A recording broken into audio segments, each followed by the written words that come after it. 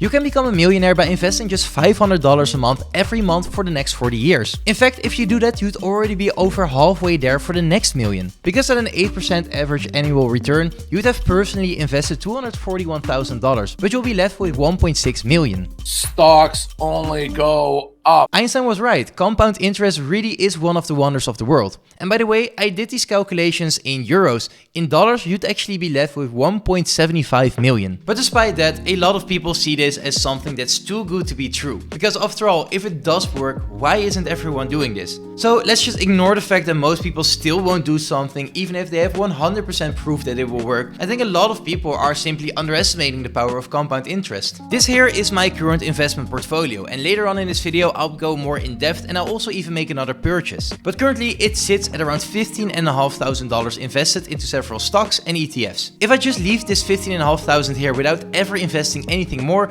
or taking anything out of this portfolio, this will grow to a total of $336,000 in the next 40 years. This once again takes an average annual growth rate of 8%, which you cannot guarantee of course, but has historically been the average of the S&P 500. But as you just saw, I don't only own S&P 500 ETFs. Even though I know it's the best choice, I really enjoyed picking individual stocks, especially when I was just starting out. I started investing at the start of 2020, right when the whole world started to break down. I just started my first business and basically everything money related was of massive interest to me. And luckily, I got my information from pretty decent sources. They all praise ETFs and how you should just continually invest into the S&P 500. So that's what I did. I found some old screenshots of when I just started out, and my portfolio, it really just showed a couple $100 invested into an ETF called VUSA. This is an ETF that tracks the S&P 500 and it was my first ever investment. Over the years I continued investing into this ETF and today I have exactly 50 shares of VUSA. These are totaling a worth of over $4,000, of which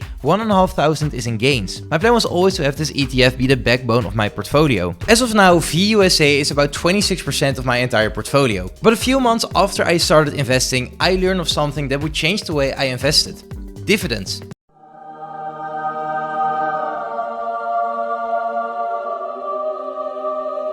I love the idea of dividend income. It's about as passive as money will ever be. Yes, it's slow and it does take a lot of time and it also takes a lot of capital to grow, but once the snowball starts rolling, it has the potential to become absolutely massive. In my first year of investing, I received $30 in dividend income. Last year, it was over $500. This is the sheet I use to track all my dividends, and as you can see, there's a really nice growth curve. My goal is actually to fill out this sheet right here. It's a sheet with the median income for all different countries, and I'm just crossing them off when I reach this with dividend income. Later in the video, I'll also show you some dividend stocks that have achieved more than 100% growth in addition to their dividends as well. So that's where the next part of my investment journey comes in. I watch a lot of YouTube videos to gain as much knowledge as possible. I mostly watch Dutch YouTubers, but dividend data was also a massive source of inspiration for me. And it didn't take long for me to buy some dividend stocks. I bought AT&T as well as Shell, and slowly but surely I bought more and more individual companies. All the way to where I'm at right now, owning shares in 21 different companies. Well, actually 20, because Tattoo Chef went bankrupt. Now I'm pretty happy with my portfolio. There are some huge missers but also some really nice growers, and it's mostly all just focused around growing my dividend income. The missers. Take Tattoo Chef for example. I bought 11 shares at like $16 a piece, they then grew to $28 a piece, and I didn't sell, and now they're bankrupt. NIO is another big miss, with my 11 shares being down like 80% I believe, another big miss, and the same can be said for Palantir, although recently they actually had a pretty nice run again. It's a bit of a gamble, but recently I actually bought more Palantir stock, giving me a total of 36 pieces with the hopes of it going up again. I also received some Warner Bros stock, I believe like 8 shares, something like that. This one also has been nothing but downhill, and these were received after AT&T spun Warner Bros off. But those weren't the only mistakes I made along the way. Obviously, I was and still am learning, but I should have listened more to the Graham Steffens of the world. Picking individual stocks is yes a lot of fun, but if I invested everything in the S&P 500, I would have been a lot better off. Just in 2023 alone, the S&P 500 was up over 24%. That's better than my entire portfolio right now. Another thing I could have done better is I should have invested more when I had the chance. At the time time when I started, my sites were doing incredibly well, netting me around mid to high 4 figures every single month. And considering that at the time I still lived with my parents, I had a lot of money laying around that I could have invested. Now, I don't mean this as a bad thing. I learned from it, but earlier I discussed the power of compound interest. And let's say instead of a few $100 a month, I invested $1,000 a month, which I could have realistically done. In that case, I would have netted more than $200,000 extra in compound interest. And that's if we never invested after that anymore. The earlier you start, the more power compound interest will have.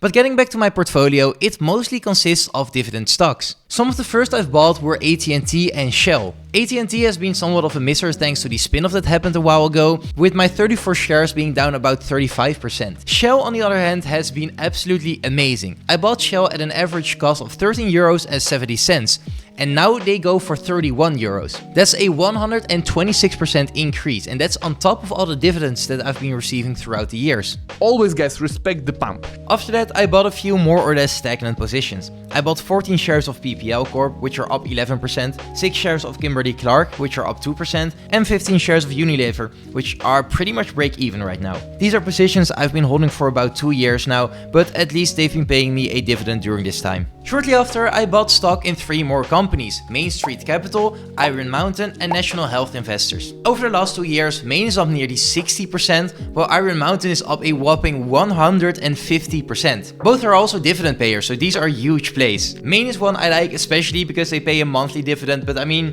150% gains, that just can't be beaten. I own 10 shares of Main as well as 10 shares of Iron Mountain. However, National Health Investors hasn't been that much of a high. I own 13 shares right now and they're down by about 5%. But speaking of monthly dividend payers, I also own stock in Realty, a REIT that also pays me monthly. I only own 8 shares, but the stock is up about 10% right now, so that's nice. But not all of my positions have been nice to me. I've mentioned AT&T being down 35%, but there are 2 more positions that have let me down similarly. And the first one is 3M. I own 7 shares of 3M, but lately they've been having a really tough time.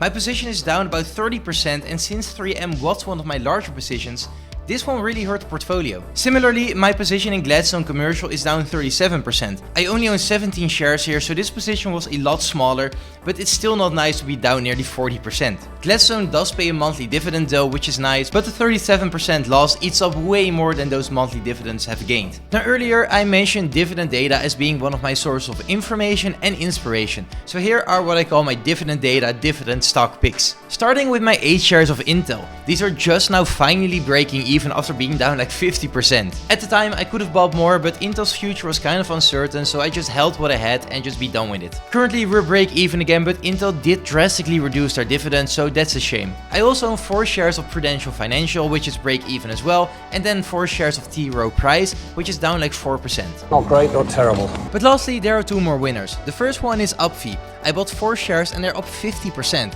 That's really nice considering they also pay a very nice dividend. And the other one is Microsoft.